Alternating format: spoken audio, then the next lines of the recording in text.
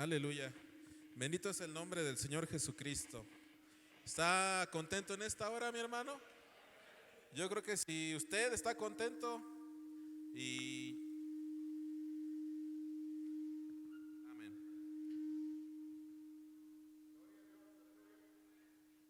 Aleluya. Yo creo que si estamos contentos, hermano, Dios también está contento, ¿verdad? Sea bienvenido cada uno de ustedes en esta hora, en el nombre de nuestro Señor Jesucristo, a esta pequeña reunión de compañerismo que Dios ha puesto en nuestro corazón. El llevar a cabo, mi hermano, pues precisamente para fortalecer el compañerismo, para que se abra, porque en estos días pasados se habló mucho acerca, ¿verdad?, del extracto cuando el profeta habla de ese papa que vendría de Estados Unidos. Pues usted al leer ese mensaje ve que antes de eso el profeta dijo que la iglesia de Dios se uniría. Y eso es lo que estamos viendo nosotros, que Dios está uniendo a la iglesia de Dios para este tiempo del fin. Sea bienvenido cada uno de ustedes, mis hermanos. Los saludamos en el nombre del Señor Jesucristo. Y en esta hora solamente pasamos para dejar el lugar a quien va a vocear la palabra. En esta hora vamos a escuchar la palabra de Dios a través de nuestro hermano Francisco Holguín, pastor del tabernáculo Luz al Atardecer. ¿Y está listo en esta hora, mi hermano? Hemos venido para alimentarnos, ¿verdad? Como las águilas, y que Dios bendiga a cada uno de ustedes. Vamos a recibir la palabra con este canto.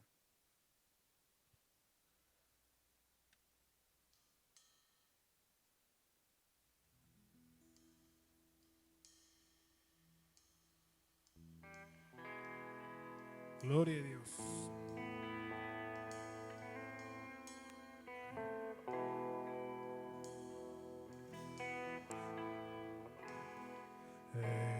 Estoy confiando,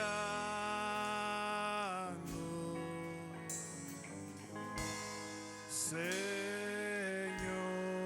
en ti.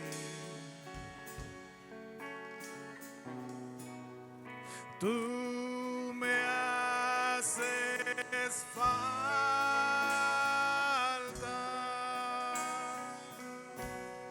yo bien lo sé.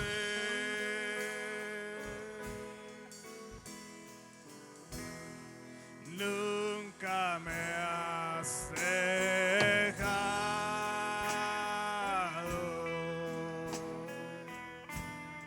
aunque débil soy.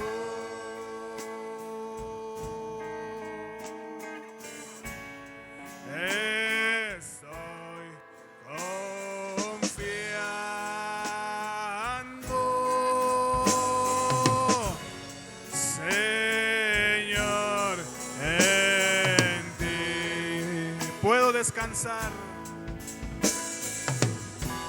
y puedo descansar.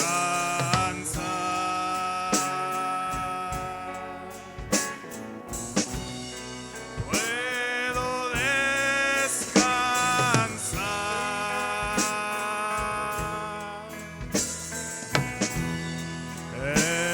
en tu poder.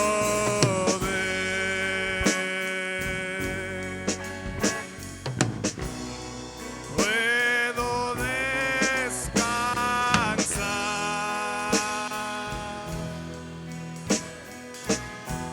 Si el sol llegare a oscurecer y no brille más, yo igual confío en el Señor, porque Él me va a ayudar.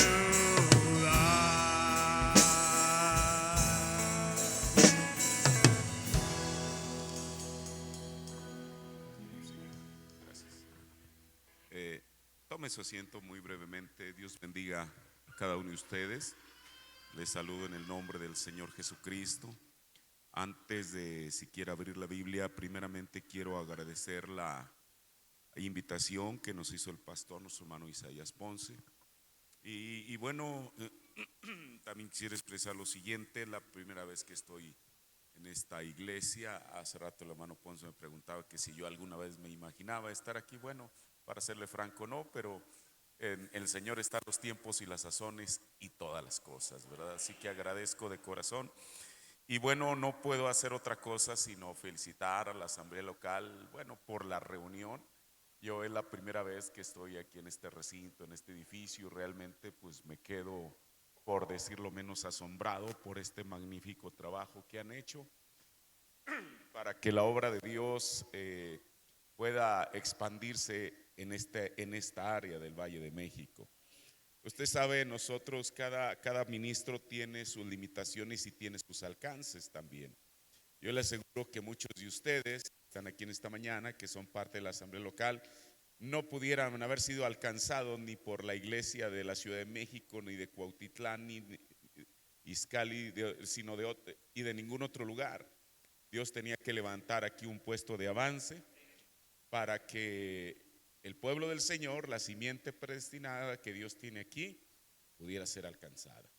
Por eso, hermano, le digo sinceramente, alegra mucho mi corazón el hecho de que Dios haya levantado este lugar. ¿Por qué? Porque Dios conoce dónde está su simiente y tarde que temprano van a venir. De eso yo tengo la certeza. ¿Por qué? Porque esto es Dios. Somos parte del plan de Dios, de lo que el Señor tenía en el tiempo del fin. Así que aquí estamos, y yo de corazón una vez más te agradezco, hermano Isaías, por la invitación que me hiciste. Y bueno, uno siempre trata de traer algo que pueda ser de beneficio y edificación para el pueblo. El lema que se le puso a esta reunión es tiempo de unión y señal, y voy a ceñirme a ese pensamiento.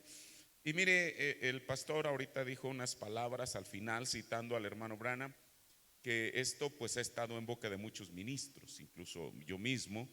Y yo dije, bueno, Señor, creo que por ahí va esto. Así que en esta mañana, después de ese corto saludo, reciban saludos de los hermanos, porque somos iglesias hermanas.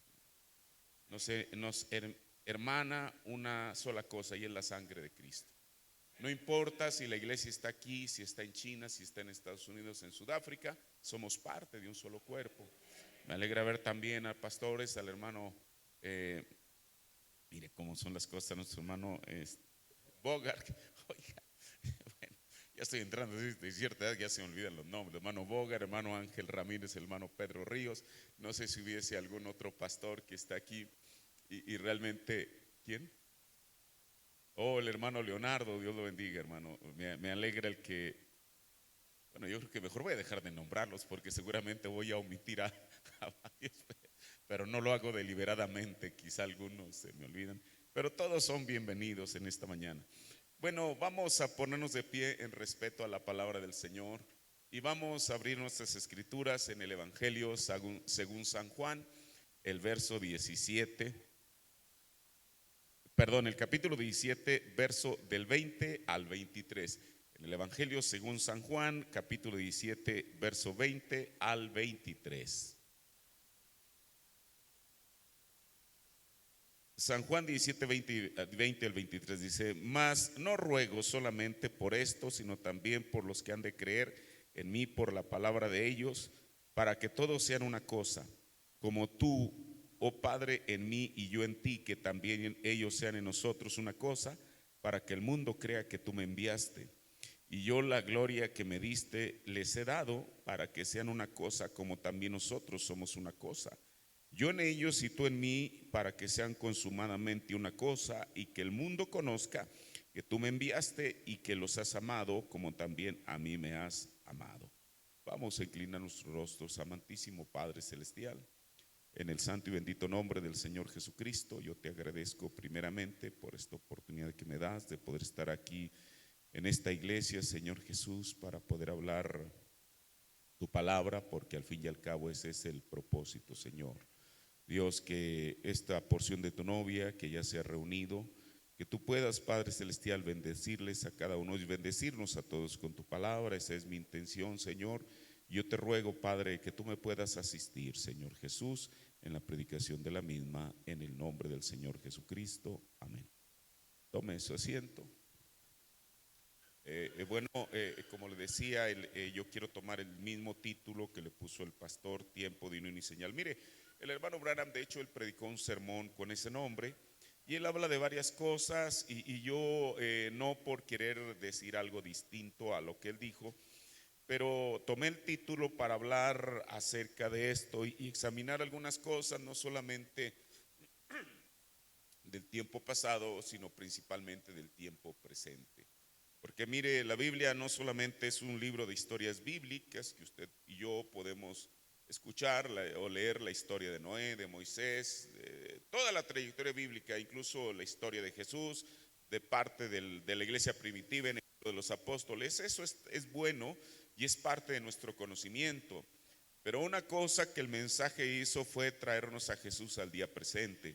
Y no solamente los días bíblicos, sino lo que está sucediendo presentemente.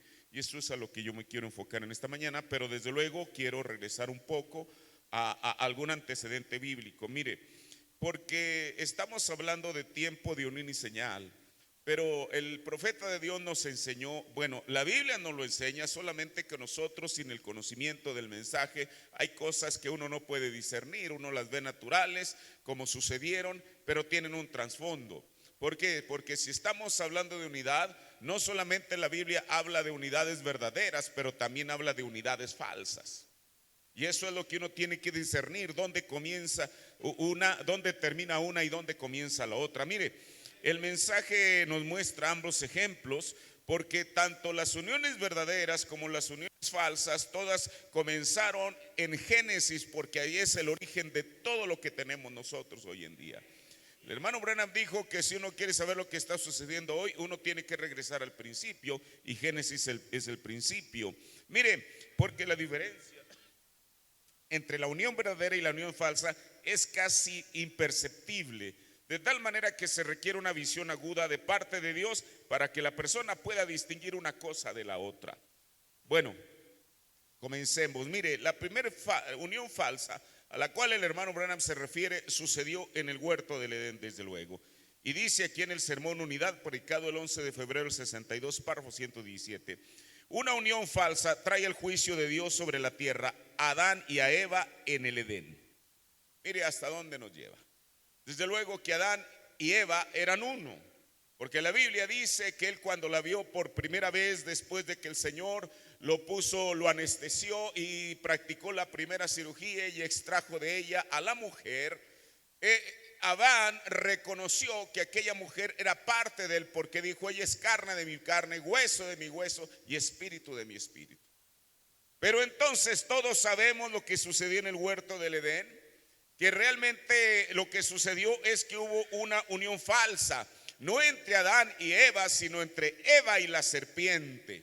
Y mire, eso desde luego que esa unión falsa trajo desgracia, trajo dolor, trajo muerte. Todo lo que nosotros estamos padeciendo en este día presente, todavía estamos cosechando, digámoslo así, o estamos sufriendo los efectos de aquella primera unión falsa que sucedió en el huerto del Edén.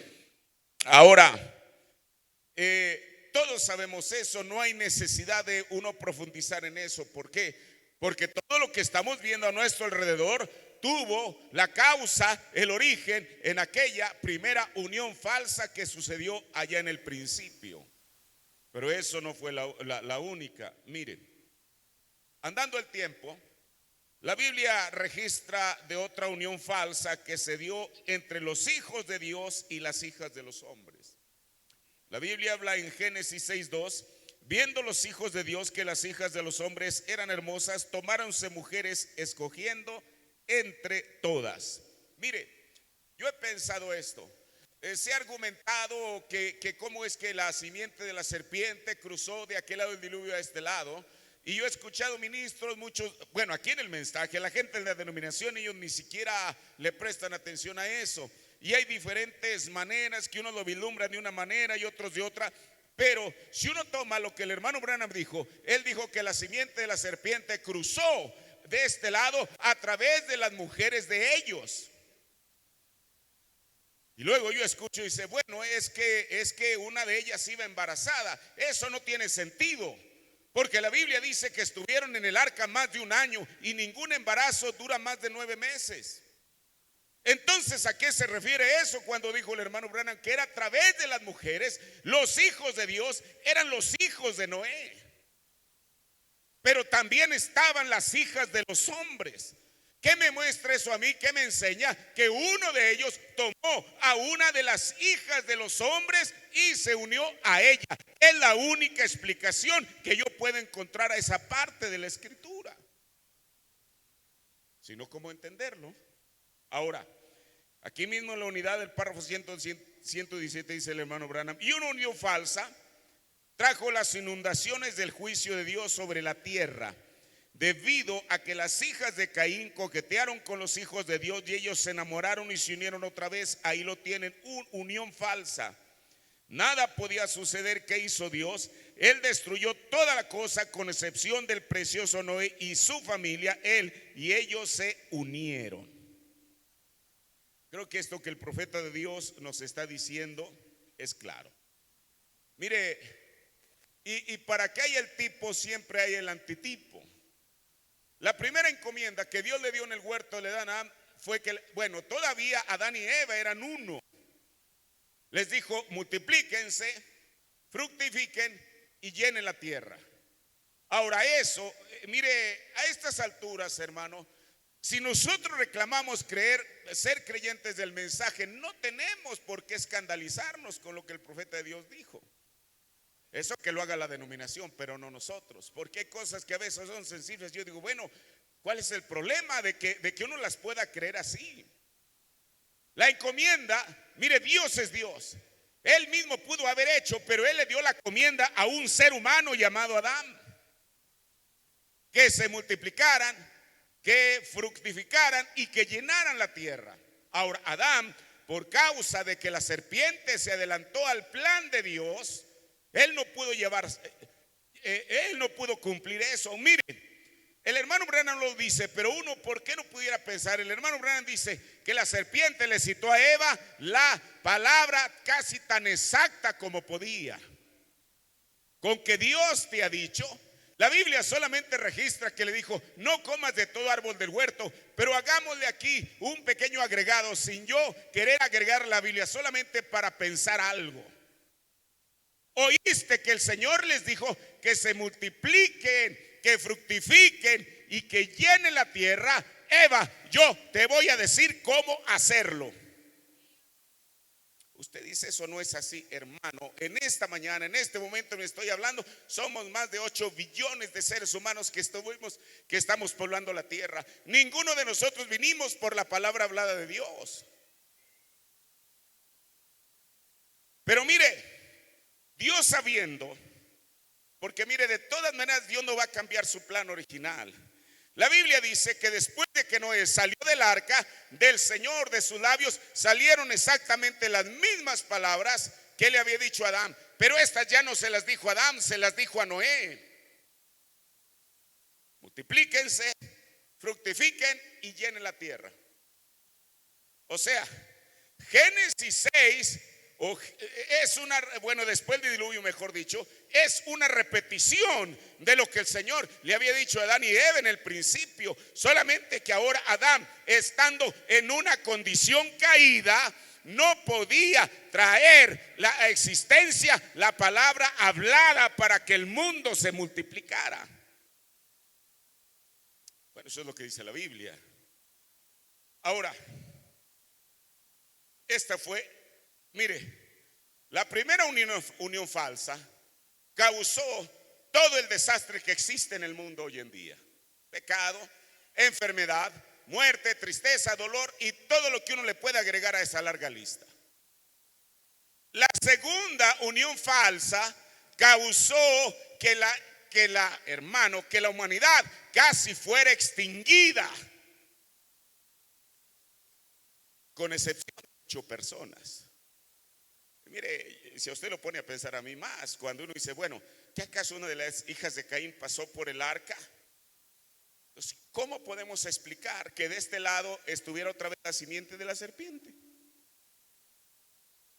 Porque le digo, si alguien dice, es que lleve o sea, como diciendo, es que la mujer la embarazaron antes de entrar al arca, eso no es posible. Le digo, porque la Biblia dice que estuvieron 1 año y días dentro del arca. No hubiera sido posible que ella entrara embarazada. Lo que yo puedo pensar es que aún en alguno de los hijos de Noé se cumplió la escritura, que los hijos de Dios vieron que las hijas de los hombres eran hermosas. De otra manera, ¿cómo? Ahora, hubo una tercera unión falsa que también registra varias y no voy a tomar. Y mire, yo en esta mañana no es mi intención el magnificar lo falso y minimizar lo verdadero, pero solamente estamos examinando algunas cosas. Mire, esta tercera unión falsa, esta unidad estaba tan consolidada de tal manera que incluso atrajo la atención del Señor. Mire, vamos a Génesis el capítulo 11, el verso 6. Y Jehová dijo, esto es Dios mismo, diciendo, he aquí el pueblo es uno. Uno podría decir, qué maravilloso, por fin el pueblo llegó a una unidad. Sí, pero tenemos que ver bajo qué circunstancias, bajo qué reglas fue que llegaron a ser uno. He aquí el pueblo es uno, y todos estos tienen un lenguaje y han comenzado a obrar, y nada les retraerá ahora de lo que han pensado hacer. Mire, la primera cosa que vemos aquí es que Dios mismo reconoció que el pueblo era uno. Pero si yo leo la segunda parte de este versículo, estoy viendo que el Señor está haciendo un análisis y diciendo, bueno, puesto que ellos son uno, nadie les va a hacer que ellos cambien de opinión. Pero bueno, ¿en qué? ¿Qué era lo que el Señor vio que ellos estaban determinados a llevar a cabo? Bueno, esto nos lo dice la Biblia 2 versículos atrás. En Génesis 11:4 dice, y dijeron, vamos, edifiquémonos una ciudad y una torre cuya cúspide llegue al cielo. Mire, escuche, la Biblia es exacta y perfecta. El propósito de ellos no era hacer un rascacielos como los de Dubái. Para ellos, aquella torre de Dubái les quedaba corta. Ellos querían hacer una torre cuya cúspide, el mirador de esa torre estuviera en el cielo. Mire, a veces uno ve las cosas tan naturales como de una manera figurativa. Bueno, es que quieren que esté tan alta que la persona pues no sé a cuántos kilómetros tenga que estar a distancia para que la pueda ver. No. Y usted dice, ¿por qué no? Porque uno solamente puede ver los alcances de la escritura a través del mensaje. Lo primero es que ellos, aquello que el Señor, mire, lo primero que el Señor vio es que dijo, bueno, es que ellos están unidos. Este no era algún predicador, este no era alguna persona, algún estudioso del comportamiento humano reconociendo la unidad de ellos. Este era Dios mismo. Y él dijo, nada los va a hacer desistir de esto. Pero ¿qué era lo que ellos estaban haciendo? ¿Qué es lo que había motivado el que estuvieran unidos? Que estaban haciendo una torre. El hermano Branham la llamó una super torre. Pero hermano, el asunto, mire, si uno ve las cosas de una manera así, por encima, uno va a determinar, bueno, es que ellos querían sorprender al mundo con una megatorre. Pero realmente el propósito final de hacer esa torre no era para poder sorprender al mundo. Aquí que la Biblia nos dice, y ahorita voy a entrar a eso, dice, cuya cúspide llegue al cielo. Hagámonos un nombre por si fuera. Mire, si uno examina este versículo, Parece que el pueblo era el que había tomado la determinación, como decir, de pronto todos tienen el deseo de hacer una torre, y no una torre cualquiera, quieren hacer una super torre, como si esto hubiera sido la iniciativa de todos. Pero no, en realidad había un autor intelectual detrás de esto, y esa persona se llamaba Nimrod. ¿Quién era Nimrod? Este personaje que los inspiró. Mire, él había logrado traer al pueblo a una unidad, de tal manera que aún Dios hermano, el hecho de que Dios, voy a decirlo así, desde luego que nadie puede impresionar a Dios, pero quizá el deseo de este personaje sí era, si no impresionar a Dios, impresionar a los semejantes. Pero de tal manera que el Señor lo único que reconoció es que ellos estaban unidos y que nada ni nadie los iba a hacer desistir de esto. Pero ¿quién era Nimrod? ¿Quién era esta persona que los estaba motivando, inspirando? La Biblia nos dice aquí en Génesis 18, y Cush engendró a Nimrod, este comenzó a ser poderoso en la tierra. Mire, yo la versión que uso en la Biblia es la versión antigua, y la versión antigua en este versículo tiene un número 2 marginal, y dice que en el hebreo, la Biblia aquí la tradujeron como que era poderoso, y en este número marginal dice que era valiente. Bueno, la palabra poderoso o valiente se refiere a alguien que tiene fuerza, vigor, capacidad, posibilidad y poderío. Bueno, estas a lo mejor podrían ser virtudes que una persona pudiera tener. Pero para poder entender realmente el sentido de esta palabra aquí en la Biblia, uno tiene que recurrir a la raíz hebrea. Porque la Biblia solamente nos lo presenta como una persona poderosa o valiente. La palabra que se emplea para poderoso en el hebreo es gibor. ¿Qué quiere decir gibor? La palabra gibor quiere decir tirano. Entonces eso ya cambia el sentido. Entonces Nimrod no era precisamente poderoso como la Biblia lo está presentando en nuestra versión en español, sino que era tirano. ¿Qué es un tirano? Es quien obtiene contraderecho, es decir, no legítimamente, el gobierno de un estado, y principalmente el que lo rige según justicia y a medida de su voluntad. También es quien abusa de su poder, superioridad y fuerza, también simplemente del que impone ese poder y superioridad. Entonces, este era el carácter de Nimrod. ¿Qué quiere decir? Que para lograr su objetivo se requería de un carácter. Se requería de alguien que tuviera esas cualidades para poder hacer que el pueblo fuera uno. Ahora, pero le decía, esto no es asunto de verlo solamente, ay, que una mega torre, quiere ser una mega torre, sino el trasfondo. Mire, y para poder ver el trasfondo, usted y yo podemos leer la Biblia, pero es el mensaje aquel que nos explica, el que expande a lo que esto se refiere. Le leo del sermón, el único lugar provisto por Dios para la adoración, predicado el 11 de noviembre del 65, párrafo 202. Noten, en la Biblia nada tipifica las denominaciones sino Babilonia. Bueno, aquí el hermano Branham ya le da otro sesgo. Entonces no solamente era cuestión de que estaban construyendo una torre, aquí en el sentido espiritual era una denominación la que estaban formando. Ahora, esto es lo que dice el hermano Branham, estas no son mis conjeturas ni mis interpretaciones.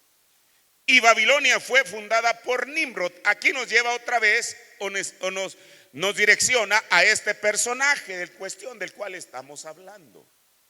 Entonces el propósito de él no era un asunto meramente arquitectónico de hacer una super torre. Eso tenía un trasfondo, y el trasfondo era espiritual. Por eso no olvide que el propósito de la torre era que llegara al cielo. Y Nimrod era un renegado, y él tenía una cantidad de mujeres, las cuales eran supuestamente sus reinas, pero eran profetisas. piensan que hasta Balaam vino de ese sector.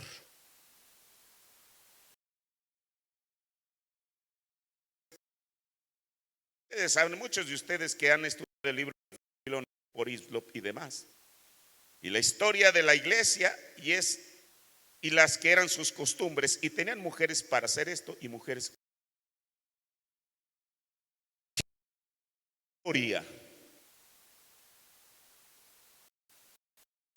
Cada uno,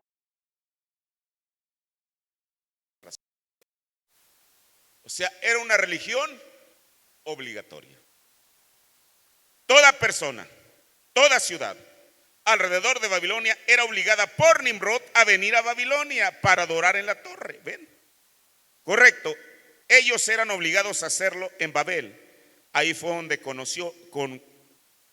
comenzó la confusión. Pero mire, a veces uno no alcanza a visualizar los alcances de esto. Mire, a mí lo que me llama la atención es que, voy a decirle en estos términos, es que hasta el Señor quedó sorprendido. El pueblo es uno. Ahora, porque mire, ¿cómo fue que logró esa unidad? Usted sabe que cualquier religión, incluyendo el cristianismo, llámese maometanos, llámese budistas, aquellas religiones extrañas del oriente, para poder obtener adherentes o adeptos, les tienen que prometer algo. El cristianismo no es la excepción. Jesús nos prometió muchas cosas. En la casa de mi Padre muchas moradas hay. Voy pues a preparar lugar para que donde yo estoy, vosotros también estéis. Esa es una de las promesas bíblicas. Mire, fue que quizá en el 2019, mi esposa y yo estábamos en Egipto. Y entonces, pues anduvimos recorriendo algunos de aquellos lugares, las pirámides y esas cosas, y nos llevó a una mezquita. La mezquita era bueno, es una especie de piedra que no es exactamente mármol, ahorita me voy a recordar. De alabastro, el alabastro es una especie de mármol, color entre rosa y naranja. Entramos y estábamos viendo, y no sé por qué en la charla con el guía salió porque él era árabe y él era musulmán, pero usted sabe, aún entre ellos, voy a decirlo así, hay hasta 3 clases de creyentes. ¿Por qué? Porque hay algunos que, bueno, sí lo son de nombre. Mire, yo, una de las pruebas que fui a España, me asombré. Las mujeres, usted sabe, muchas de ellas traen un velo y solamente les puede uno ver los ojos. Pero resulta que solamente lo que se están cubriendo es la cara, abajo traen mayones. Y yo digo, bueno, pues esto para mí me resulta un tanto extraño, ¿no? Pero bueno, cada quien que profese como quiera su religión. Pero voy a este asunto de esta persona, el guía. No sé cómo en la plática salió el asunto de las Torres Gemelas. Y yo le dije, bueno, digo, yo tengo entendido que los que tripularon aquellos aviones y eventualmente los estrellaron contra las torres, le digo, a ellos se les prometió que iban a ir al paraíso. Y él inmediatamente pues tuvo que defender lo suyo y me dijo, no, es que el Islam no dice eso. Le digo, yo no estoy diciendo que lo diga, lo único que le estoy diciendo es que a ellos bajo esa premisa fue que, imagínense, ¿por qué persona es capaz de tripular un avión, es capaz de hacerse de los controles sabiendo que en 5 minutos va a estar muerto? Pero algo se les tuvo que haber prometido. Y él me dijo, no, es que el Islam no dice eso. Le digo, yo no sé si lo dice porque yo no he leído. Y bueno, por ahí me volteé para un lado y después estaba por ahí un kiosco de periódicos donde vendían libros y a los 5 minutos estaba con un ¿cómo se llama? El Corán, un libro azul que todavía lo conservo ahí en casa, y me los dedicó ahí con unos garabatos árabes que no sé ni lo que dice, y me los sequeó en español y me dijo, léalo el Corán. Léalo para que se dé cuenta que el Corán no dice eso. Le digo, pues no estoy diciendo que lo diga. Pero cada religión tiene que prometerle algo a sus adherentes.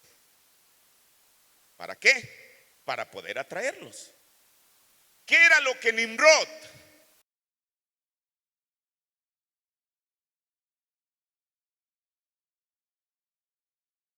Bueno, nosotros podemos especular, pero con el mensaje no hay para qué especular. En el mensaje unidad, párrafo 117 al 118. Y después de eso, después de la muerte de Noé y esa familia espiritual de Noé, cuando menos pensaron, los hijos de los hombres empezaron a mirar los unos a los otros. ¿Qué hicieron ellos? Ellos dijeron: miren, nosotros no somos incrédulos, todos nosotros creemos en Dios. Así que ellos tomaron a un hombre como un líder, algún gran arzobispo llamado Nimrod, y ellos edificaron una torre. Ellos no eran incrédulos, ellos creían que había un cielo. Ellos creían que había un infierno. Ellos creían en juicios. Pero eran los hijos de Dios con las hijas de los hombres otra vez. Y ellos mismos hicieron una unión falsamente y edificaron una enorme catedral, una gran organización, y todos ellos tenían que, a Babel, tenían que pagar tributo a ella.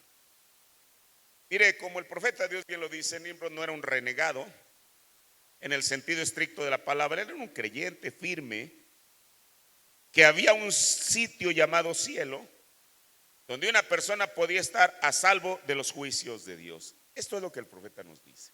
Mire, yo sé que a lo mejor uno lee la Biblia y como le digo, uno la ve quizá por encima, pero solamente a través del mensaje es que uno puede profundizar y de alguna manera conocer lo que estaba dentro de esta persona. En el sermón Una Insignia, predicado el 19 de enero del 62, párrafo 70. Tomemos a Nimrod. Nimrod tuvo la misma idea. Después del diluvio, él fue consciente de que había un Dios que juzgaría a los malos. Mire, si uno toma la cronología bíblica, Nimrod era bisnieto de Noé. Noé, Cam, Cush, Nimrod. Era la cuarta generación. Y él sabía, nosotros conocemos la historia del diluvio, y los niños en la escuela dominical saben la historia del diluvio porque la hemos leído en la Biblia. Y aún mucha gente que quizás sin profesar cristianismo, hoy en día hay suficientes documentales que lo muestran. Porque la Biblia no solamente habla del Popol Vuh de aquí de los aborígenes de México, hablan de un diluvio universal. Es más, yo le voy a decir algo: antes que la Biblia fuera escrita y que Moisés hablara un diluvio, hay culturas orientales que aún en tablillas ellos escribieron la misma historia. ¿Cómo se pudieron poner de acuerdo? ¿Cómo los mayas, los aztecas aquí en la Ciudad de México pudieron saber y escribir y relatar? Bueno, ellos tienen su propia historia de la creación, que el hombre fue creado del maíz, bueno, ese tipo de cosas. Pero al menos ellos coinciden en algo: que hubo una destrucción universal llamada diluvio. Ahora, Nimrod, él sabía de primera mano. ¿Por qué? Porque su bisabuelo había sido, hermano, el actor, voy a decirlo de esta manera, el actor principal en aquella mega destrucción. Y aquí voy y quiero especular. Bueno, no es que quiera, a lo mejor las circunstancias me llevan a eso. Mire, probablemente Nimrod escuchó eso de Noé. Y usted dice, bueno, la Biblia no lo dice eso, pero permítame decirle algo. La Biblia dice que Noé, en Génesis 9:29, dice que vivió 950 años. O sea, Noé fue 20 años más longevo que Adán. Adán vivió 930, Noé lo excedió con 20 años. Pero la Biblia registra en Génesis 9:28 que después del diluvio Noé vivió otros 350 años. Entonces, esos 350 años extras que él vivió después del diluvio, quizá alcanzaron en esa línea de vida a llegar hasta el tiempo de Nimrod. Seguramente Noé. Mire, porque un mega desastre, voy a llamarlo de esa manera, no se olvida de la noche a la mañana. Quizá él les contó a sus hijos. Bueno, Cam, la primera generación, pues ellos habían entrado en el arca. Cush había nacido a este lado del diluvio. Nimrod también. Entonces, ¿qué quiere decir? Que esa historia para él no solamente era real, porque como dijo el hermano Branham, él estaba convencido que había un cielo. Entonces, ¿cuál fue parte de su programa? Para poder traer a la gente unidad, decirles, miren, hay un cielo. El hermano Branham nos dijo que hay un cielo que ganar y un infierno que evitar. Yo no estoy tratando que él les dijo exactamente esa frase textual, pero algo debió de haber dicho eso. Entonces, para poder llegar al cielo, que es el lugar de reposo, de los goces, de la vida eterna, porque, bueno, usted sabe, el hermano Branham habla, y eso es natural, Dios también en su palabra habla de un infierno. Pero él, mire, escuche esto que dice el profeta de Dios. Él fue consciente de que había un Dios que juzgaría a los malos, pues ellos acababan de pasar por ese diluvio. Y él sabía que fue el pecado que causó que Dios destruyera al mundo. Por tanto, sabiendo que el pecado otra vez causaría que Dios hiciera lo mismo, mire, si él hubiera tenido la Biblia que nosotros tenemos, seguramente le hubiera predicado a los adherentes que Dios no cambia, que Él es el mismo ayer y hoy por los siglos. Ahora estoy tomando lo que dice el hermano Branham. Él trató de, por tanto, sabiendo que el pecado otra vez causaría que Dios hiciera lo mismo, él trató de lograr algo, de hacer una torre, de tal manera que el hombre pudiera huir al cielo si la cosa se agravaba aquí en la tierra, y vivir en el cielo y después bajar otra vez a la tierra y pecar y subir de nuevo al cielo. Hermano, ese era un evangelio muy atractivo. Por eso, bajo esas bases, él casi logra su propósito, si no es que Dios no hubiera intervenido. Ahora mire, me voy a apresurar esto. Y uno puede continuar con la lista de uniones falsas del pueblo de Israel y Moab, en números 25, de los religiosos en el tiempo de Jesús, que fariseos, saduceos, herodianos se unieron en contra de Jesús, y tantas otras cosas que uno puede tomar. Pero mire, traigámoslo a nuestro tiempo. En los últimos días, que es en estos días en los que estamos viviendo, también va a haber una unión falsa. Será entre la Iglesia Católica y las denominaciones evangélicas. Mire lo que dice el profeta en ¿Por qué no somos una denominación? Del 27 de septiembre del 58, párrafo 123. Un día de estos, mire esta palabra que se nos quede, porque eso siempre tiene un trasfondo. Un día de estos, la madre va a decir, ¿cuál es la iglesia madre? Iglesia Católica Romana. Mire, aquí no dice que son las hijas las que van a decir. Esto parece irónico. Va a ser la madre la que va a tomar la iniciativa, va a decir, ¿saben qué? A pesar de todo, queridas, somos iguales. Entonces la iglesia madre, aquella que va a comenzar a guiñarle el ojo a las iglesias protestantes. Mire, le voy a decir algo. Lutero, si no ha sido porque Dios tenía su mano sobre él, la iglesia católica lo hubiera llevado a la pira, a la hoguera. Lo excomulgó, hizo tanta cosa, pero era la mano de Dios de todas maneras sobre Lutero. Y desde entonces ahí es donde se deriva el término protestante. Mire, creo que fue en el 2014, yo hablé ahí en la iglesia local temita que le llamé una sucesión papal, porque se dio en vísperas de un evento que nunca había sucedido, cuando canonizan a Juan Pablo II, 2 papas vivos. Dice, eso no puede ser, sí, porque acababa de renunciar Benedicto y acababa de subir al trono ¿cómo se llama? Francisco. Y en esas vísperas hubo muchas cosas que andaban en el aire. Y una de ellas es que un individuo salió diciendo, como tratando de allanar el camino, bueno, nosotros damos por terminada la protesta de Lutero. yo me pregunté, bueno, ¿quién es él para hablar en nombre de Lutero? ¿Usted cree que si Lutero resucitara, él diría, sí, está bien, esto se allana, estamos en paz? Claro que no. Mire, todos sabemos por la historia que el propósito de Lutero nunca fue abandonar la Iglesia Católica. Fueron las circunstancias. ¿Cuál fue la indignación de Lutero? El asunto de la venta inmoral de indulgencias. Eso la historia lo dice. Pero cuando la Iglesia Católica se fue sobre él con la misma, bueno, ni siquiera puedo decir virulencia, porque ahí no era cuestión de dichos, era cuestión de hechos. Pero mire, dicen que Lutero fue un hombre adelantado a su tiempo. Todo estaba en el plan de Dios. Apenas unos años antes se había inventado la imprenta. Unos dicen, si Lutero hubiera vivido en el siglo XX o XXI, hubiera sido un hombre que hubiera expandido su mensaje en las redes sociales y en todo lo que hubiera podido.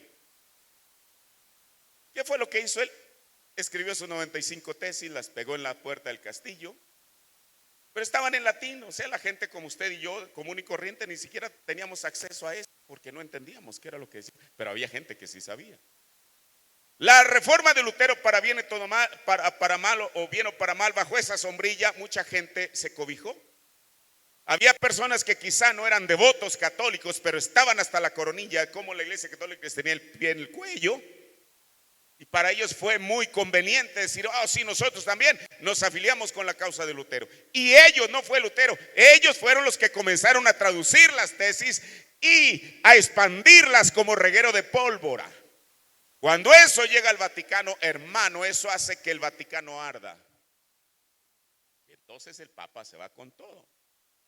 Pero quiero decirle, del tamaño de las amenazas del Papa hacia Lutero, fue del tamaño de aquello que Lutero le reviró. Fue el primero que dijo, y lo dijo en público en sus escritos, que la Iglesia Católica era una prostituta, que el Papa era la bestia. Oiga, decir eso en aquellos años, hermano, era para hacer explotar a cualquiera. Es más, yo le voy a decir algo. Yo he leído las 95 tesis, no sé cuántos las han leído.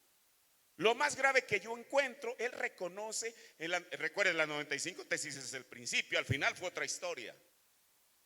Reconoce la autoridad del Papa, reconoce todo lo que pueda reconocer. Solamente le dice, bueno, ¿por qué el Papa? Y lo hace a manera de pregunta. Si él dice que a través de las indulgencias se puede sacar una alma del purgatorio, ¿por qué por caridad, por amor cristiano no la saca? Bueno, si en él está esa facultad, ¿para qué tiene que cobrar? Por amor, decir, ok, fulano, y todos los que están en el purgatorio que salgan. ¿Por qué? Porque como yo tengo la facultad, y por amor que salgan de ahí. Pero aquella cosa se vino agravando. Ahora, ¿por qué? Porque Lutero, o más bien, estoy tomando esto que dice el profeta de Dios, que uno de estos días la madre va a decir. ¿A quién?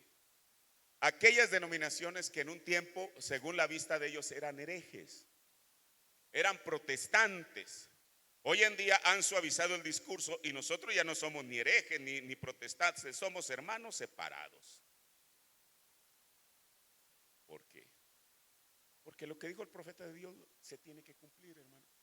Escuche, yo no sé cuántos, bueno, supongo que casi nadie aquí, o quizá un pequeño puñado, tenían cierta conciencia en 1958 cuando dice estas cosas. ¿Cuándo se iba uno a imaginar que en 1958 los evangélicos fueran hermanos separados? No, eran protestantes.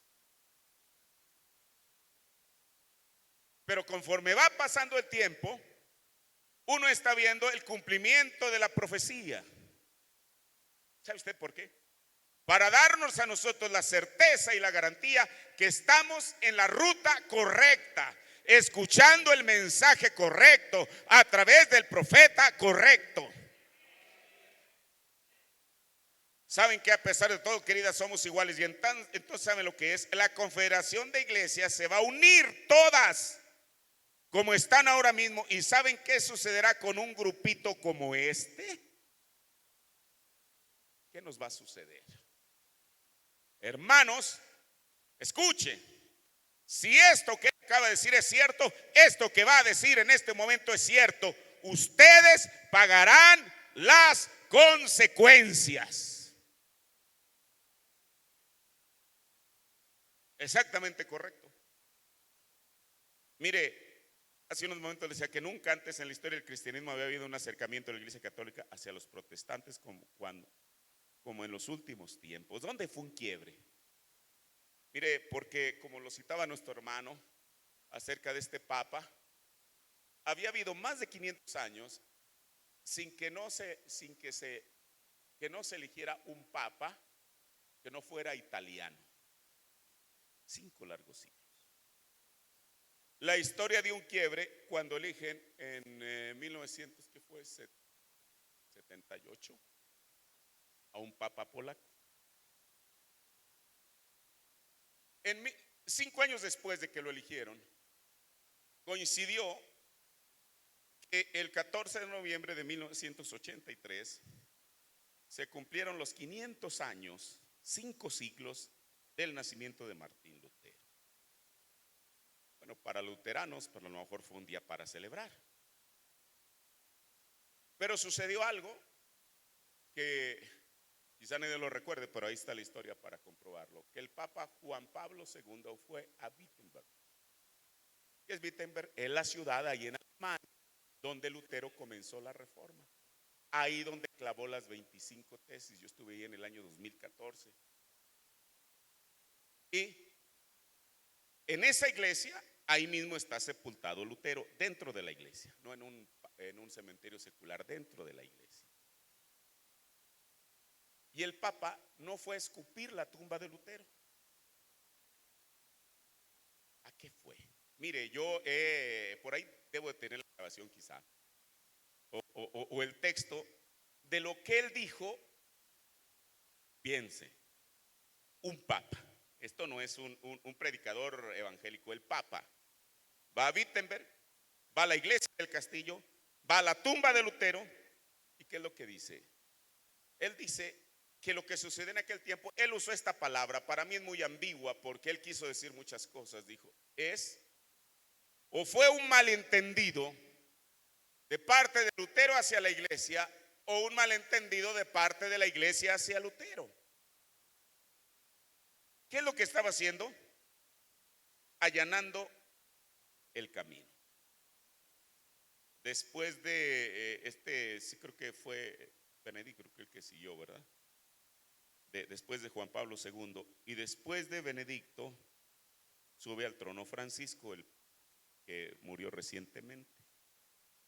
Este hombre, mire, a veces uno sigue con atención las cosas que están sucediendo a nuestro alrededor, porque todas ellas nos encaminan a algo. Usted no sé si recuerda de un individuo, era un anglicano, que ahorita no recuerdo el nombre, que él fue como la bisagra entre Francisco y los protestantes. Y entonces este individuo llamó a la unidad protestante. ¿Y sabe qué escritura es la que citaba en aquel entonces? Yo sé que a lo mejor no lo va a creer, pero hay que ver la historia. Malaquías 4:5. Y dije, bueno, pues este individuo ya quiere hablar el mismo idioma que nosotros. ¿Para qué traer? Él quería traer a una unidad. Desafortunadamente él pues no logró su propósito, falleció misteriosamente en un accidente, y ahí no quiero hurgar porque no me importa. Pero mire, con este nuevo papa recién electo, todos sabemos que ese papa es el cumplimiento de una profecía emitida por William Branham, que comienza con estas mismas palabras, solamente que él le agrega algo. Recuerda que el profeta en ¿Por qué no somos una denominación? Dice, uno de estos días la madre le va a decir a las hijas. La profecía de la elección de este papa, el profeta dice, yo creo que uno de estos gloriosos días. Entonces a veces uno no está consciente del tiempo en el que está uno viviendo, porque uno está viendo las cosas alrededor, los problemas, todo lo que pasa. Pero el profeta de Dios dijo, uno de estos, ¿qué? No, entonces eso es lo que son, para que no los minimicemos. Decir, oiga, ¿cómo va a ser un día glorioso? Están dirigiendo un papa. Esto es lo que el profeta de Dios dijo. Uno de estos días gloriosos, cuando esta confederación unida de iglesias se una. Mire, esto de Confederación Unida de la Iglesia, no está hablando de la Confederación de Iglesias, pero de ellos mismos. Mire, a veces, hermano, es una de las cosas más importantes cuando uno hace de lado el mensaje para intentar poner nuestras propias interpretaciones. Yo escuché temas, bueno, algo tan, no sé, como algo tan vago, que decía que iban a llevar al Vaticano a un papa evangélico. Y dije, habíase visto. ¿Y de dónde sacaron eso? Bueno, alguien por ahí se los dijo. Pero si tomamos lo que el profeta de Dios dijo, la Confederación Unida de la Iglesia se una, ¿qué es eso? Es el cónclave. Y escojan al nuevo papa de los Estados Unidos. Y se ha colocado allá según la profecía. ¿Cuál profecía? Apocalipsis 13, del 11 en adelante. Luego ellos formarán una imagen semejante a la bestia. Mire, todos sabemos lo que pasó con este papa. Era ¿cómo se llama? Aquí tengo el nombre, Robert Prevost Martínez. Voy a decir algo y lo voy a decir sin una otra intención. Mire, yo encontré esto porque aquí en mis notas no sé qué cosa estaba buscando y de pronto salió esto. En el año que 2023 prediqué un sermón ahí en la iglesia que le titulé porque Jesús no vendrá sin que antes, tomando lo que dice el apóstol Pablo. Ustedes saben, nosotros creemos y el profeta nos enseñó que Jesús puede venir mañana. También el mismo apóstol Pablo dijo, porque Jesús vendrá sin que antes se muestre la apostasía, se manifieste el hijo de pecado. Entonces Pablo pone, sí, creemos que Jesús viene pronto, pero hay cosas que van a suceder. Nosotros, con la luz del mensaje que Dios ha enviado, creemos que Jesús viene pronto, pero Él no va a venir sin que antes haya un concilio mundial de iglesias, sin que antes haya una apertura. Bueno, creemos esas cosas. Y uno puede a ponerle coma y coma y coma y coma. Usted dice, hermano, eso se lleva siglos. Yo no sé lo que se vaya a llevar, pero Jesús no puede dejar de cumplir lo que Él dijo. Yo no estoy preocupado por eso, hermano. Si fue Dios quien lo hizo, lo dijo, Él será responsable para cumplirlo. Mire, recuerdo que, y esto fue lo que me llamó la atención. Esto lo publiqué un 14 de febrero del 2023. Y entonces yo en mis notas traía algo que tomé de un periódico español del 30 de enero del año 2023. Y este periódico tenía un encabezado que decía, el Papa Francisco sorprende al mundo apuntando a un misionero como papable. El Papa realmente cuando comenzó a quebrantarse en salud fue hasta este año. ¿Usted se acuerda que la última vez que anduvo por ahí en su papamóvil fue el domingo de Pascua? Pero 2 años antes él estaba de cierta edad, pero al menos físicamente no presentaba algunos síntomas como para que uno dijera, ay, este individuo en cualquier uno de estos días nos va a dar el susto de que ya se fue, ¿no? Pero mire lo que estaba diciendo este periódico. Él publicó el encabezado, el Papa Francisco sorprende apuntando a un misionero papable. ¿Quién es este misionero? Robert Prevost Martínez, estadounidense de origen español. ¿Qué quiere decir? Desde enero del año 2023, este hombre ya se estaba barajando, como decimos por ahí, como un posible sucesor de Francisco. Mire, usted sabe, todos estuvimos al pendiente cuando nos dimos cuenta que este papa falleció, incluso que la inteligencia artificial, a este individuo nadie le apostaba. Era un filipino, otro de Guinea Ecuatorial, un tercer africano, incluso quizás salían 2 estadounidenses que eran digamos, los favoritos del presidente que está ahora. Pero este individuo era un total desconocido. Y para sorpresa de muchos, mire, fue al que eligieron. Pero voy a esto.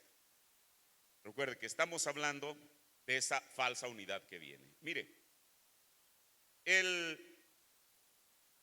Papa dijo en un artículo que está ahorita presentemente, que se tituló no era un artículo, creo que era más bien es en X, lo que era antes Twitter, dijo él, construyendo puentes entre las naciones. Miren, el Papa León XIV, y aquí hay algo también, hermano. Mire, ¿qué será? Un poquito más de un mes, estaba en Colombia, predicando un fin de semana, y el tema que le puso el pastor era el fin de la dispensación gentil. Y entonces, investigando un poquito esto, me di cuenta, bueno, todo lo conocemos como León XIV. Pero realmente si uno sigue la cronología de los papas, a él no le corresponde el número 14, le corresponde el número 13. ¿Sabe usted por qué? Porque en ese transcurso de la historia hubo uno que le llamaron el antipapa, y ese individuo, si uno lo saca de la jugada, entonces ya no es 13, sino 14, porque usted sabe, los números ellos no los siguen aleatoriamente, sino cronológicamente. Es más, yo le voy a decir algo, mire, a mí siempre me sorprendía por qué el hermano Branham siempre llamó al Papa Juan 22, al que estuvo en el siglo XX. Él al menos lo dijo 3 veces, Juan 22. Y no es que uno diga, no, es que él se equivocó, realmente no quiso decir Juan 22, sino Juan 23. Y en esa ocasión, en el 2014 que hablé de ese temita de una sucesión papal, comencé a investigar por qué el hermano Branham le llama Juan 22 cuando para el mundo era Juan 23. Porque sucedió algo igual. En algún tramo de la historia pasada, a alguien que le correspondía el que fuera Juan 20, no le gustó el número 20 y se saltó y se fue al 21. Y después de este individuo no había habido otro Papa Juan hasta el Roncalli, que se apellidaba. ¿Qué quiere decir, hermano? Que las palabras de un profeta son exactas. Y estoy diciendo no para tratar de convencerlo del mensaje, creo que usted ya está convencido, pero mire, estas evidencias nos muestran que el mensaje que nosotros estamos escuchando es el mensaje correcto para el mundo. Y mire, yo no estoy aquí tratando, hermano, de impresionarlo con esto, ni de sacar cosas fantasiosas, solamente, es que él dijo esto. No, eso se puede probar y comprobar. Este Papa, aunque él se puso el nombre de León XIV, realmente el número que le corresponde es el número 13. ¿Por qué 13? Porque la profecía de Estados Unidos se encuentra en Apocalipsis 13. Dice, el Papa León XIV se reunió con representantes de otras iglesias cristianas y religiones en el día después de su toma de posesión. Y mire, en un artículo predicado en el periódico GMA News, que es de Filipinas, dice, el testimonio de fraternidad, esto es lo que dice. Esto lo toma este periódico de una publicación que hizo este Papa en Instagram. Dice, el testimonio de fraternidad entre cristianos y fieles de otras tradiciones religiosas, manifestado con gestos eficaces, ayudará a construir un mundo más pacífico. Algo que todos los hombres y mujeres de buena voluntad desean en su corazón, escribió el Papa en Instagram el 19 de mayo del 2025. ¿Qué quiere decir? Así como hemos seguido la tendencia de estos papas, ahora mire, yo no, porque sería irresponsable de mi parte, yo lo único que sé es que lo que el profeta dijo acerca de un papa americano que sería electo, ahí está. Nosotros podemos decir, como dijo Jesús, hoy se ha cumplido esta escritura en vuestros oídos. No tenemos que andar hurgando otras cosas. Ahora, yo no sé si todo lo que dijo el hermano Branham, cuando se ha elegido este papa de Estados Unidos, él lo vaya a llevar a cabo. Yo no sé si le alcance la vida, ahí sí no puedo decir algo. Pero al menos sé que esa es una señal, es un poste miliario que nos está diciendo. Usted va por la autopista México-Querétaro y hay un letrero que le dice Querétaro 60 kilómetros. Bueno, cuando usted llega a ese lugar sabe que Querétaro está a 60 kilómetros. Quizá usted no llegue a llegar a los 30 kilómetros, 40, pero sabe que eso está apuntando a que Querétaro está allá, por decir un ejemplo. Ahora, este papa es el cumplimiento de una profecía emitida por William Branham que comienza como uno de estos gloriosos días. Mire, estas son todas las uniones falsas. Mire, ¿a qué hora comencé? Bueno, porque tampoco no voy a aprovechar. No, yo sé, hermano, pero no me voy a aprovechar el tiempo. Deme solamente unos 10 minutos quizá.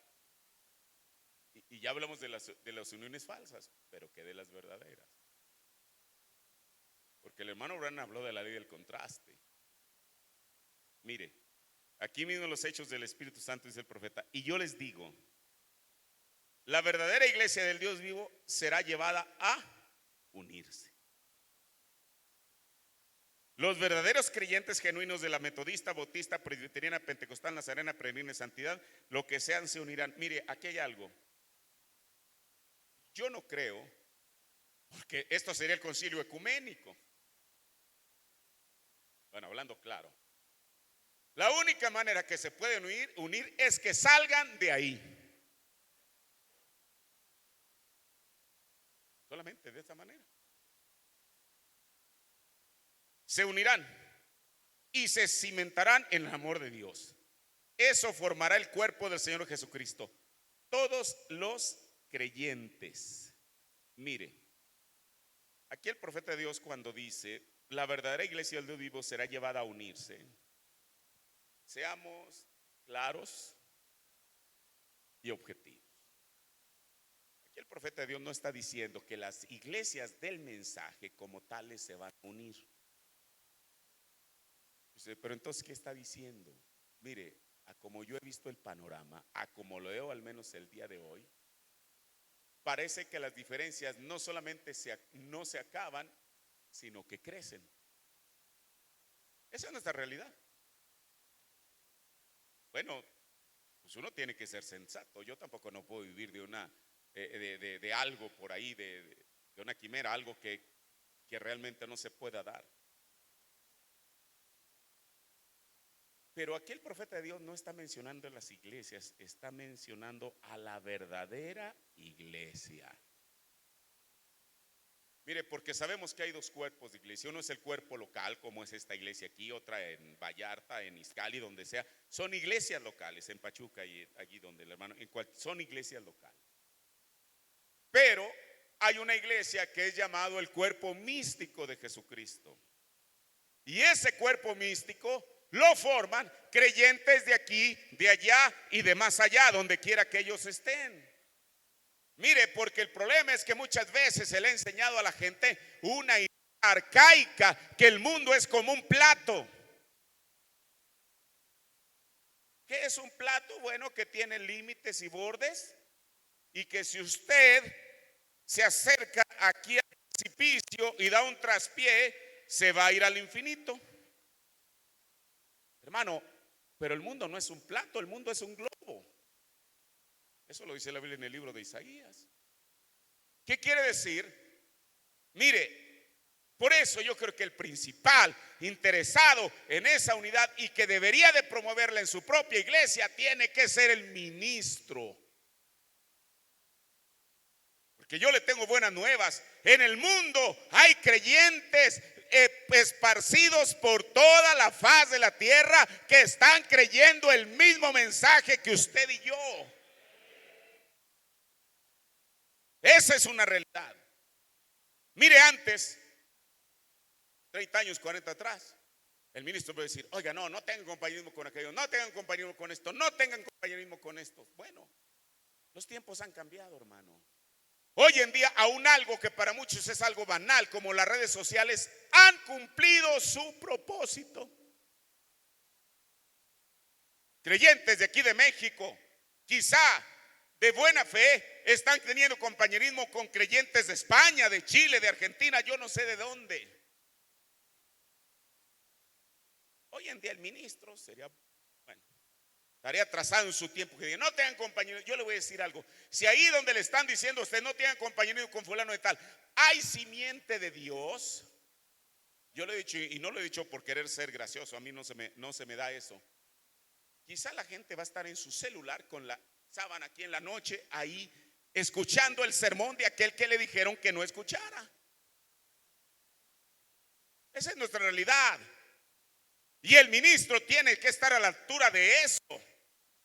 ¿Para qué me serviría a mí, como pastor de aquella iglesia, el impedir y decirles no tengan compañerismo con ellos. Después de todo, las almas no son mías, son de Cristo.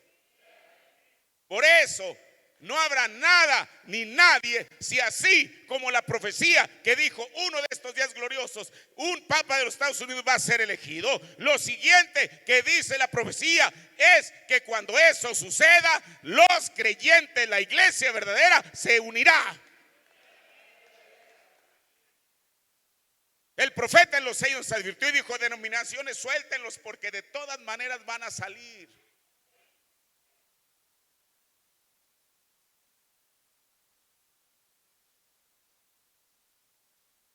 Pero mire, por eso que también habló el profeta de Dios de una verdadera unidad entre los creyentes verdaderos.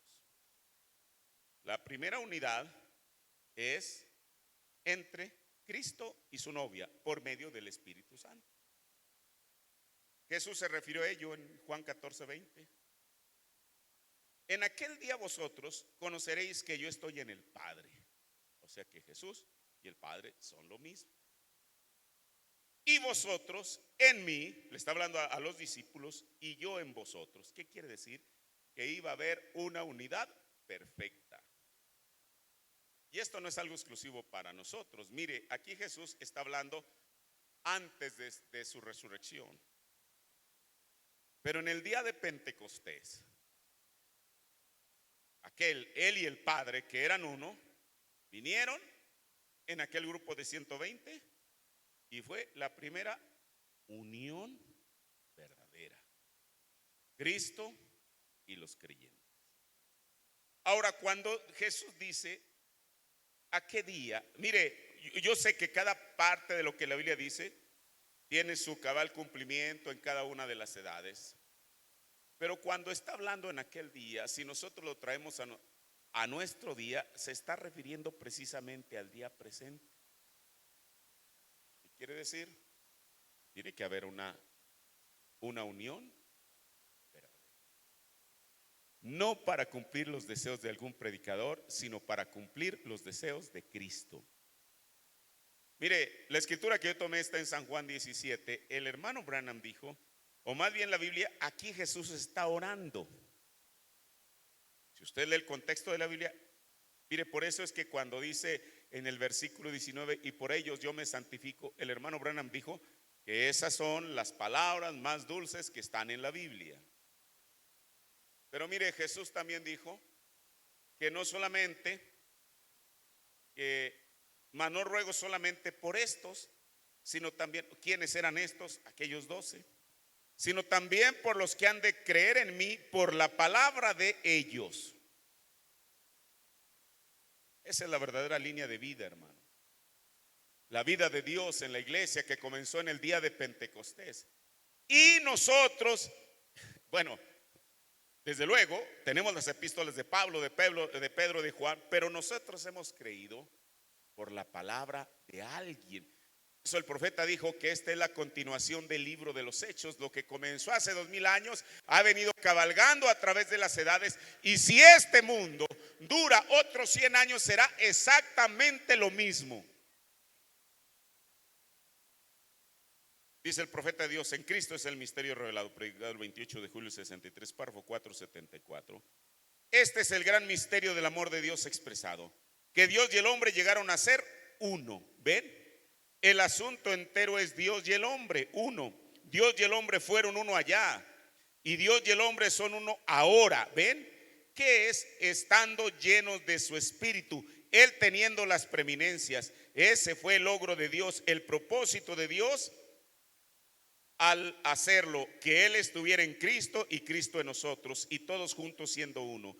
Que el Espíritu Santo de igual manera se lo reveló a Cristo y lo revela aquí, el poder creador sobrenatural. Mire, así como hablábamos hace un principio, voy a decir de esta manera, así como Nimrod usó un argumento bíblico para unir a las personas y conseguir su propósito, de igual manera el anticristo usará un argumento bíblico para poder lograr su propósito. Y lo va a lograr. Mire, el profeta Dios nos advirtió desde luego que viene un concilio mundial de iglesias.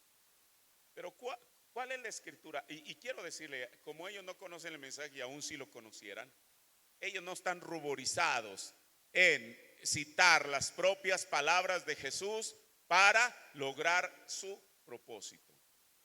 ¿Cuáles son las palabras del Concilio Ecuménico, el Concilio Mundial de Iglesias, para poder traer adherentes? San Juan 17, eso es lo que el profeta de Dios nos dijo. Miren, San Juan 17:11 dice: y yo ya no estoy en el mundo, mas estos están en el mundo, y yo a ti vengo, Padre Santo, los que me has dado, guárdalos en tu nombre, para que sean una cosa, como también nosotros. En el sermón Unidad, párrafo 17, dice: miren que Jesús oró, el capítulo 17 y el versículo 11, para ustedes que anotan estos textos de escuela dominical. Yo tengo muchos de ellos esta mañana. En San Juan 17:11, Jesús oró que la iglesia y él fueran uno, como él y el Padre eran uno. Que la iglesia, nosotros como miembros del cuerpo de Cristo, fuéramos uno, igual que él y el Padre son uno. Y en aquel día sabremos que él estaba en el Padre, mejor dicho, y el Padre en él y él en nosotros, y que juntos fuéramos uno. ¡Qué unión! ¿Qué unidad sería esa? El ver a Dios dentro de su iglesia de tal manera que todo miembro esté perfectamente en armonía unos con otros y con Dios. Esa es la iglesia por la cual Jesús viene.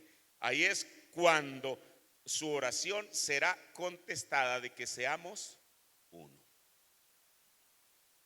Ahora, mire, aun cuando la Biblia, aunque sea la Biblia pero más aplicada, mal aplicada, mejor dicho, el Hijo de Dios predestinado no morderá el anzuelo para unirse en esa clase de unidad falsa, porque el mensaje ya nos trajo la advertencia.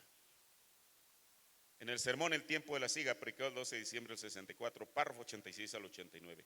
No, nosotros no podemos hacer un concilio mundial de iglesias y todos reunirnos. Eso nunca funcionará. Nunca funcionó, no, nunca funcionará. Pero ser de esa manera que es, pero ser de esa manera es que yo estoy en contra de ese sistema. Dios tiene un sistema. Ustedes escucharon que eso fue dicho hoy. Todas las iglesias únanse.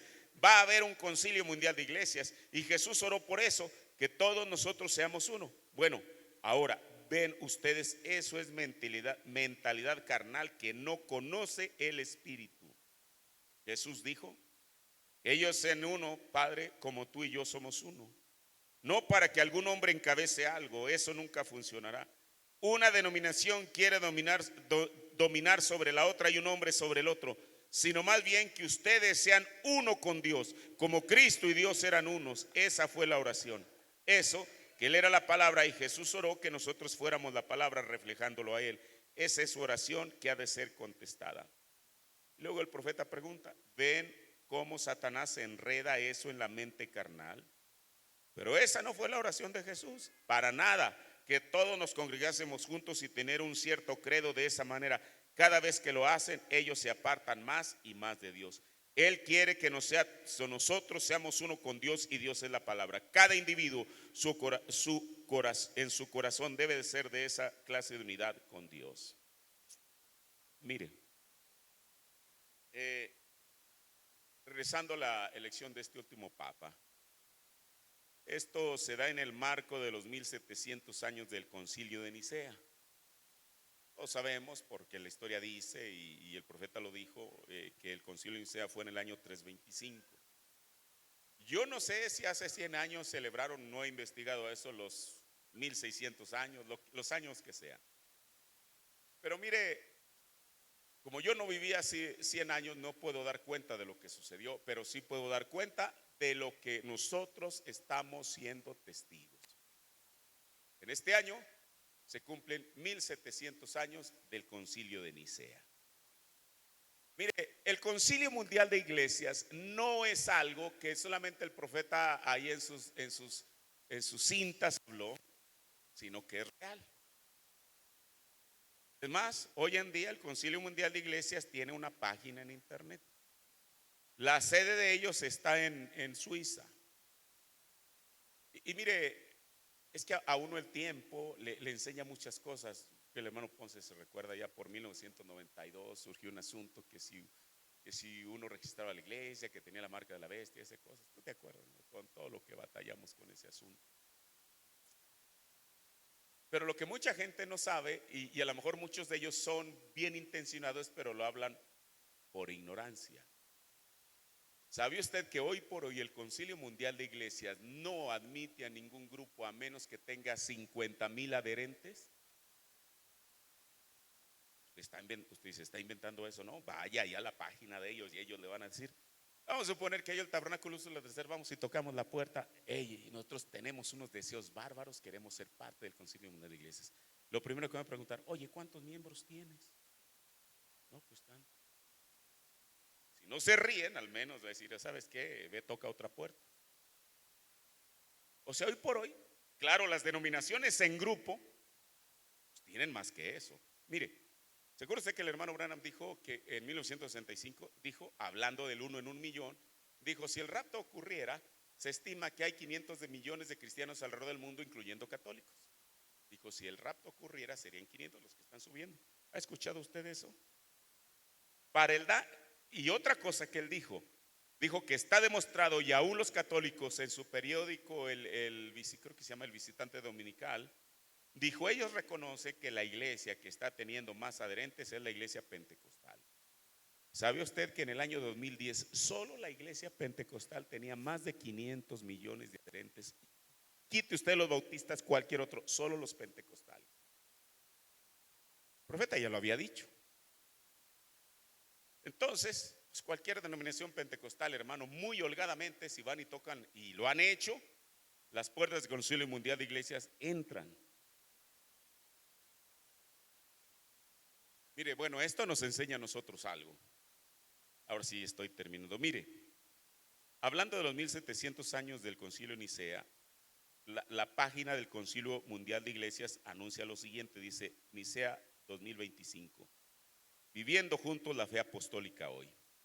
El Consejo Mundial de Iglesias, como ellos lo conocen, planea un año de actividades en 2025 para conmemorar el 1700 aniversario del primer concilio ecuménico de Nicea en el año 325, un momento clave en la historia de la fe cristiana y para el camino ecuménico actual. En el centro de las actividades del CMI en 2025 estará la celebración de la Sexta Conferencia Mundial y Constitución, reuniendo los líderes eclesiales y teólogos de diferentes tradiciones e involucrando a una nueva generación de ecumenistas. La Sexta Conferencia Mundial abordará el tema ¿hacia dónde se dirige ahora la unidad visible? ¿Qué le parece? Desde las perspectivas interconectadas de la fe, la misión y la unidad. Paralelamente a la sexta Conferencia Mundial de la Fe y Constitución, el Consejo Mundial de Iglesias está planeando actividades para conmemorar el aniversario de Nicea con iglesias miembros y otras iglesias, comunidades cristianas, organizaciones nacionales, comunidades cristianas mundiales, organizaciones nacionales y regionales, instituciones teológicas y económicas. Y lo último del artículo dice, afirmando la fe en el Dios Trino. El primer concilio ecuménico del año 325 fue una reunión de obispos cristianos en Nicea, hoy Iznik, en la actual Turquía, como el primer intento de alcanzar un consenso en la iglesia mediante una asamblea que representara a toda la cristiandad y de afirmar la fe cristiana en un Dios trino. En Nicea, los cristianos que recientemente habían sido perseguidos en el Imperio Romano pudieron reunirse bajo el patrocinio del emperador para afirmar su fe y dar testimonio a la sociedad que lo rodeaba. Entonces, como ahora, el llamado a la unidad se escuchó en un contexto de un mundo convulso, desigual y dividido. El aniversario ofrece una oportunidad para celebrar y reflexionar sobre la afirmación de que la fe en el credo de Nicea, la misión del amor trino de Dios y las implicaciones que esto tiene para el testimonio y el servicio común de las iglesias. Nos brinda la oportunidad de replantearnos junto con otros el significado de Nicea para las iglesias cristianas. Hermano, pero esto es lo que ellos están planeando para este año. Así que hablamos que la unidad es entre Dios y el hombre, pero escuche, el profeta de Dios ya nos acaba de decir que la iglesia verdadera se unirá. O sea, no solamente será la unidad entre Dios y el hombre, sino entre el hombre y el hombre. La verdadera unidad. Todo lo que sea de parte de Dios, claro, el enemigo va a hacer su parte para impedirlo. Mire, leo la última cita. Escuche. el Cristo identificado de todas las edades, del 1 de abril del 64, en el primer párrafo. Póngase de pie y escuchemos con atención esto último que el profeta de Dios va a decir. Pero ustedes hacen las líneas, ¿ven?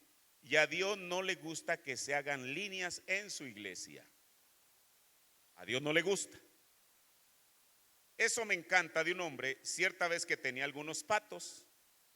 Mire, esta historia de los patos ahí en aquel lago, lo que haya sido, lo hemos escuchado, el profeta la menciona en el rapto y en otros 2 sermones. Pero a mí me encanta cómo él la narra aquí en Cristo identificado de todas las iglesias. Eso me recuerda cierta vez que tenía algunos patos y él les cortó las alas para que no volaran del corral. Esto no lo dice en el rapto. Tenía unos patos. Usted sabe, de por sí los patos no son aves que puedan volar muy lejos. Pero aquel hombre, para asegurarse de que no salieran del corral, ¿qué fue lo que hizo? Les comenzó a cortar las alas. Cualquier pato hubiera dicho, bueno, pues era mi intención, pero pues ya miren, estoy aquí ya con las alas cortas. Si aleteo, pues no voy a subir más de 1 centímetro del piso. Pero mire, cuando algo es de Dios, hermano. Y él se va a encargar. Y les cortó las alas para que no volaran del corral. Tenían patos de un lado y patos del otro. Y el agua comenzó a entrar. Algo con lo que el granjero nunca esperaba. De repente, el agua subió más y más y los patos se juntaron. Mire, nosotros años atrás le escuchábamos esto que el profeta dice en el sermón El rapto. Quizá lo le veíamos por ahí a la lejanía. Hermano, pero las aguas están subiendo. Por lo que el profeta de Dios dijo, se va a tener que cumplir. Y dice, ven, eso es lo que queremos hacer. Dejar que las aguas suban. Y los patos se juntarán entonces, ¿lo ven? Y entonces estamos en la misma agua. Así que se puede salir de las barreras denominacionales flotando si solo permitimos que las aguas suban lo suficiente. Pero luego aquí él narra algo más. Como un hombre tenía un campo de maíz y un individuo siempre decía, él tenía un campo, la siembra hacia acá y en el otro hacia allá. Y alguien que pasaba volando cada mañana observaba ese campo de maíz. Él decía, qué buen sembrado de maíz. Y ese de allá. Bueno, usted sabe que las personas, sus propiedades, pues ponen alambre de púas o algo para separar una propiedad de la otra. Aquí el profeta nos está hablando de este maizal que se veía excelente, pero había pues el que estaba de este lado del alambre de púas, era aquí el que estaba adelante, el que estaba atrás, el que estaba en el otro costado. Pero escuche, después de que el maíz creciera un poco, alcanzó hasta más arriba del cerco y parecía como un solo campo. Aquí ya no eran los patos, era el maizal que estaba separado por aquellas cercas que el hombre con alambre de púas les había hecho. Pero ¿qué fue lo que se requirió? Mire, quizá cuando el maíz estaba pequeño, como dijo Pablo, cuando yo era niño hablaba como niño, discernía como niño, pensaba como niño. Pero tiene que haber un crecimiento en la verdadera iglesia del Dios vivo. Claro, cada quien, nosotros tenemos una iglesia local a la cual asistimos. Pero va a llegar el momento cuando la iglesia, ese maíz que es parte de la cosecha de Dios, comience a crecer. Si no es que ya está creciendo, ya no van a ser la parcela de fulano, sutano, va a ser toda un maizal. Y parecía como un solo campo. Y espero que aquí llegue a ser así, que seamos un gran campo de maíz de un solo corazón para el reino de Dios.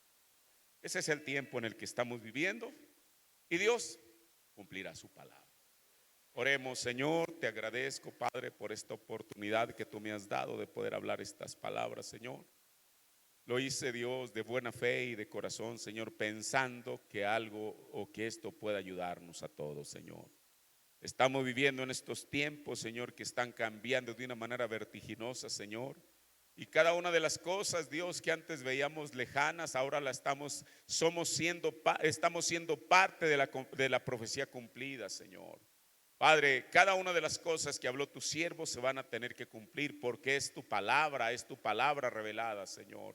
Bendice esta audiencia, Señor Jesús, que me han tenido la paciencia para escuchar estas cosas. Bendice al pastor local, Señor, a su grey, Padre. Oh Dios, que cada día, Señor Jesús, nos esforcemos en fe para poder lograr el objetivo, Señor. Gracias te doy por tu palabra, Señor Jesús, que ella se quede en nuestros corazones en el nombre de Jesucristo. Amén.